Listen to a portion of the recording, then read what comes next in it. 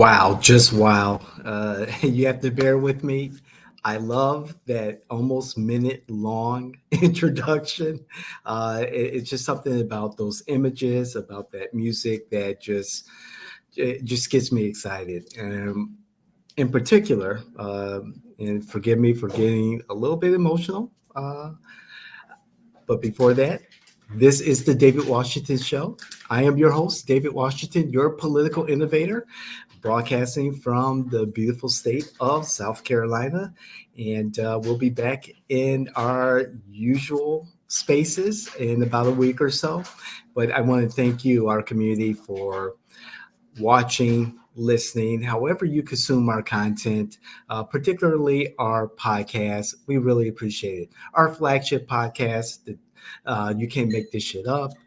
We have The Morning Constitution by co founder of Jay in Washington, Joel Hawksley. And of course, we have every Monday 5 minutes of campaign insight, political innuendo, and the secret sauce to winning campaigns. Yes, I'm talking about countertop politics with yours truly, David Washington. This has been an incredible, year for me recently. I proposed to my longtime girlfriend, and she said yes. So I'm really excited. But even more importantly, before I even got to that point, 60 years ago today, December 7th, Booker and Barbara were wed. My parents, 60 years ago today, were married.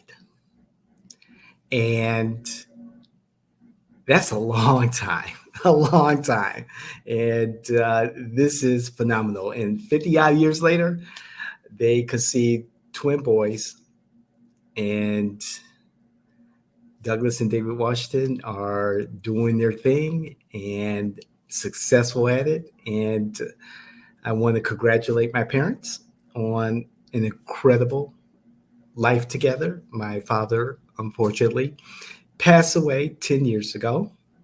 And the very first episode of the David Washington Show was a homage, was in honor of my father. And so we kind of come full circle here in a way. Not necessarily full circle. It is the end of the year. It's December 7th, as I said, and we've had so many conversations about almost everything political, cultural, social, whatever. But in this particular episode, there's a cause to celebrate 60 years of marriage. And I want to thank my parents for providing a great upbringing. They did their best, and you couldn't ask for more. So, in honor of my parents, this episode is for you. And this is about relationships, celebrating relationships. As with my fiance, you in the political world, in any world, you build on relationships as an investment, and not just that relationship, but also in yourself. And in the political world, especially, relationships matter. You can't just jump into a campaign for elected office and think that people know you, that people understand you, that you have your finger on the pulse of the community and you're able to speak on behalf of the community, those kitchen table issues that matter to them. You can't just do that. You can't just say, well, I got some great ideas and, I know what's best. And I know that people want to hear about it. There is a process. You have to build relationships, whether it is with the community, the media, politicals, influencers, electeds. It is a process. And this is specifically to those individuals who want to be a candidate for elected office. If you don't have those relationships now, you have to put in the work to establish those relationships. You can't assume that people are going to come to you and say, hey, I believe in what you do. I hear what you're saying and I'm all for it. And I'm going to do this for free. That's not how it operates, especially in my business as a consultant. I got bills to pay like you do. I have commitments to my community, to my team, to those in my personal life. And if you want people to jump on board, to align with you and help you in a successful campaign, the first step of many first steps is establishing relationships and building upon those relationships. And it takes time. It's more than just, doing something in the community like a turkey giveaway or a toy giveaway. It's more than just a letter to the editor. It's more than just appearing on the news show or a talk show. It's more than just sending emails out to people, letting them know you're running for office. It's more than just having the website. There's a process to this. And I implore you, on behalf of our community, get from behind your laptop, behind your phone, behind your desk, behind your counter. Get out of the boardroom, get out of the classroom, get from behind the lectern. Get to know your community, the community that you want to represent. Volunteer. Go to different events. Speak on behalf of your community at the local, HOA meetings. Go to the universities. Get to know the young people. Go to the senior centers. Get to know the older generation. Volunteer for a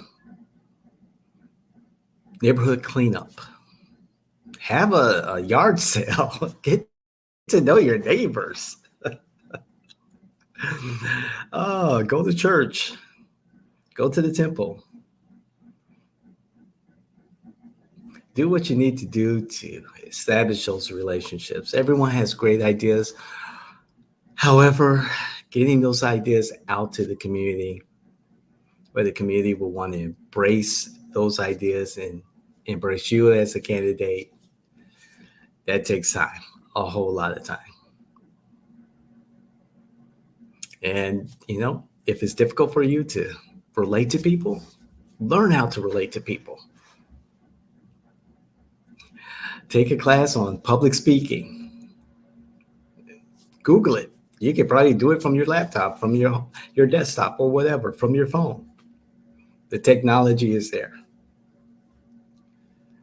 So I implore you, as a candidate, as someone who may be just considering to, helping out on the campaign, or if you're a young person who's getting into politics and just need to know where to start, build your network. Get out of your comfort zone. Do your research, of course, but build your network early. If you're invited to participate in a public event, on a podcast, do your research, of course, and show up. Grab the invitation. Sometimes the opportunities don't last that long. Be open-minded. Be willing to listen. Listen to what others have to say. You never know what you'll learn. And again, very important, do your own damn research. Don't just take someone's word. Be prepared. Do your own research. Be prepared. Know what you're talking about. Have the facts behind you. And again, don't expect everyone to be on your side. That doesn't necessarily happen. But be able to persuade and motivate. There's so much. We could go on and on and on and on. However, to bring it back home personally, it's taken a while. But however, to be able to hone my own skills, it started with the foundation that my parents, Booker and Barbara Washington, set for me and my brother. And I am so proud of my family, of what my family instilled in me, and the legacy that I hope to foster for my children. So this is David Washington. I really, really hope you enjoy, or if you don't enjoy, regardless, I really hope that you do comment, that you do share this information. I love what I do. I hope you can see that. You can hear that. I really believe in what we're doing at J.A. Washington. Oh, there's that music. I really believe in what we're doing at J.A. Washington is for the benefit of our communities. Please, please like and share. More importantly, comment on what we're telling you, what we're opinionating. Is that a word? Comment on our opinions. We try to do our best and provide you with factual information. And if we're wrong, please let us know. Please let us know, because we want to get it right the first time. So again, I am David Washington. This is the David Washington Show. We are your political innovators. Thank you, Mom and Dad. Love you. Happy anniversary. We're out of here. I love this music, don't you?